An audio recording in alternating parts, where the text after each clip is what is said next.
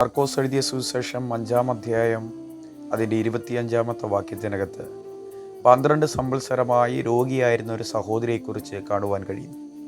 പല വൈദ്യന്മാരാലും ചികിത്സിച്ചിട്ടും തനിക്കുള്ളതെല്ലാം ചെലവഴിച്ച് ചികിത്സിച്ചിട്ടും ഒട്ടും ഭേദം വരാതെ പരവശയായിരുന്ന ആ സഹോദരി യേശുവിനെക്കുറിച്ചുള്ള വർത്തമാനം കേട്ടിട്ട് ആ സഹോദരി തൻ്റെ ഉള്ളത്തിനകത്ത് വിശ്വാസത്തോടെ പറയുന്ന വാക്കുകളാണ്: യേശുവിൻ്റെ വസ്ത്രത്തിൽ എങ്കിലും തൊട്ടാൽ ഞാൻ രക്ഷപ്പെടും.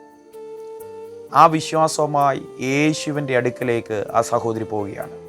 വലിയൊരു പുരുഷാരം യേശുവിൻ്റെ അടുക്കലുണ്ടെങ്കിലും ആ പ്രതിസന്ധികളെയൊക്കെ മാറ്റി നിർത്തിക്കൊണ്ട് ആ സഹോദരി യേശുവിൻ്റെ വസ്ത്രത്തിൽ തൊട്ടു.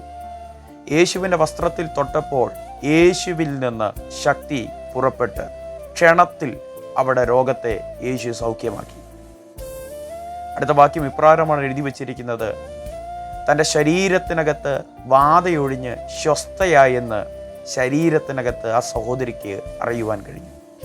യേശു ആ സ്ത്രീയുടെ അടുക്കൽ വന്ന് ഇപ്രകാരം പറയുകയാണ്: മകളെ, നിന്റെ വിശ്വാസം നിന്നെ രക്ഷിച്ചിരിക്കുന്നു. ഇബ്രായ ലേഖനം 11-ാമത്തെ അധ്യായത്തിനകത്ത് ഇപ്രകാരം ഒരു വാക്യമുണ്ട്: വിശ്വാസം കൂടാതെ ദൈവത്തെ പ്രസാദിപ്പിക്കാൻ കഴിയുകയില്ല.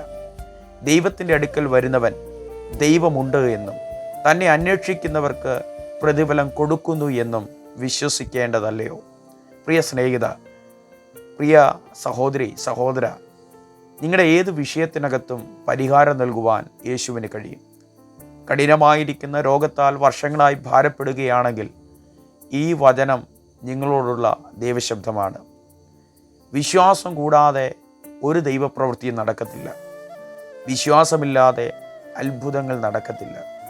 പൂർണ്ണമായി യേശുവിനെ വിടുവിക്കും, യേശുവിനെ സൗഖ്യമാക്കും, യേശുവിലൂടെ മാത്രമേ പരിഹാരമുള്ളൂ എന്ന് പൂർണ്ണമായി വിശ്വസിക്കുവാൻ നാം തയ്യാറായാൽ ആ സഹോദരിയോട് യേശു പറഞ്ഞതുപോലെ, മകളെ, നിന്റെ വിശ്വാസം നിന്നെ രക്ഷിച്ചിരിക്കുന്നു എന്നുള്ള വചനം നിങ്ങളുടെ ജീവിതത്തിനകത്തും ദൈവം പ്രാവർത്തികമാക്കും.